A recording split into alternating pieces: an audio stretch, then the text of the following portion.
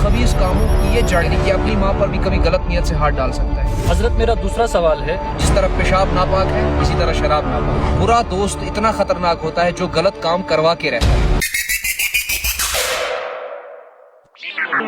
अस्सलामु अलैकुम वरहमतुल्लाहि वबरकातुहू। वालेकुम अस्सलाम वरहमतुल्लाहि वबरकातुहू। हजरत मैं नशे के मुतल्लिक चंद सवालात लेके आया हूँ। उसमें सबसे पहला मेरा सवाल है, हमारे कश्मीर के अंदर बहुत ही तेजी से नशा फैल रहा है, जिसमें अक्सर हमारे कश्मीर की जवान लड़कियां और लड़के मुलव्विस हैं। कुरान व हदीस की रोशनी में रहनुमाई फरमाएं। अल्हम्दुलिल्लाहि रब्बिल आलमीन वस्सलातु वस्सलामु अला रसूलिहिल करीम व अला आलिहि व सहबिहि अजमाइन। बिलाल भाई, आपने बहुत अच्छा सवाल जो पूछा है, इसकी अशद ज़रूरत है हम सबको, और ख़ासकर उन हजरात को जो इस नशे में मुलव्विस हैं या जो बचे हुए हैं, उनकी हिफाजत की तदबीर कैसे की जाए।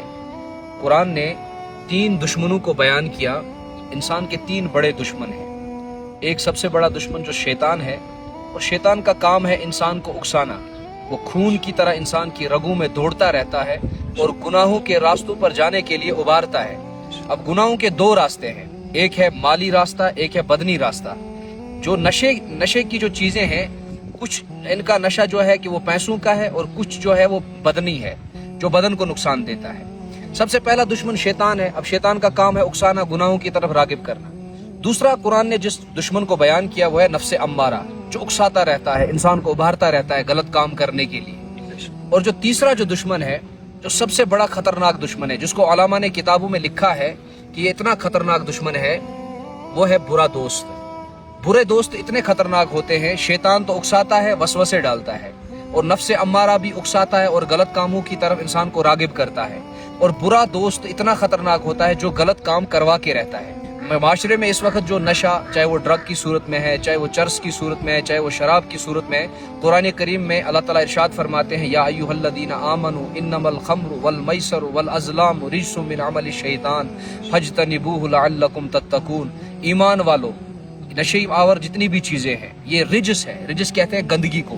जिस तरह पेशाब नापाक है इसी तरह शराब नापाक है। जिस तरह पेशाब नापाक है इस तरह ड्रग नापाक। सूअर जिस तरह गंदी चीज है इसी तरह चर्स गंदी चीज है, नशा आवर चीजें गंदी चीज है।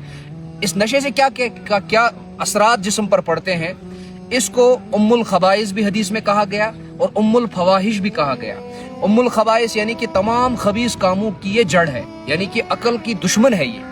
और जो शराब पीने वाला होता है, चर्स पीने वाला होता है, ड्रग करने वाला होता है, टेबलेट्स खाने वाला होता है, या जितने भी ये किस्म के नशे आते हैं, जब इंसान ये करता है तो इंसान की अकल पर पर्दा पड़ जाता है। इसको अपनी माँ नजर नहीं आती, यानी कि अपनी माँ पर भी कभी गलत नियत से हाथ डाल सकता है, अपनी बहन पर भी कभी गलत हाथ डाल सकता है। यानी कि इस तरह के वाकयात आए भी कि ड्रग के बाद अपनी माओं को किस तरह कत्ल किया गया, ड्रग के बाद बहनों को किस तरह कत्ल किया गया, ड्रग के बाद अपनी बीवी को किस तरह कत्ल किया गया, कहीं पेट्रोल छिड़ककर और कहीं मिट्टी का तेल डालकर, कहीं बीवियों को दफन किया गया। फिर इस वजह से कि नशा उनके दिमाग पे सवार था, नशे का भूत उनकी आंखों पर पड़ा हुआ था, और मोहल्ले में, इलाके में जितने भी इस नशे से नुकसान आते, खासकर मोहल्ले के, इलाके के, पूरी उम्मत मुस्लिमा की माएँ बहनें नशा करने वालों से महफूज नहीं हो सकती हैं, क्योंकि नशा उम्मुल खबाइस भी है और ये उम्मुल फवाहिश भी है। बुरे काम जितने भी हैं उनकी जड़ ये नशा है, चाहे वो शराब की सूरत में हो, चाहे चर्स की सूरत में हो, चाहे ड्रग की सूरत में, चाहे किसी भी सूरत में हो, और इससे मुआशरे में बुरे असरात पड़ सकते हैं। हजरत मेरा दूसरा सवाल है, जो लोग नशा बेच रहे हैं या खरीद रहे हैं, तो इस्लाम में इनके बारे में क्या वईद है? जी बिल्कुल, आपने बहुत अच्छा सवाल, वजह सवाल पूछा आपने। सबसे पहली बात तो ये है कि हमारे मुल्क का या पूरी दुनिया का, आलम इस्लाम का इंसान जो है सबसे कीमती चीज़ है, दुनिया में सबसे कीमती प्रोडक्ट है।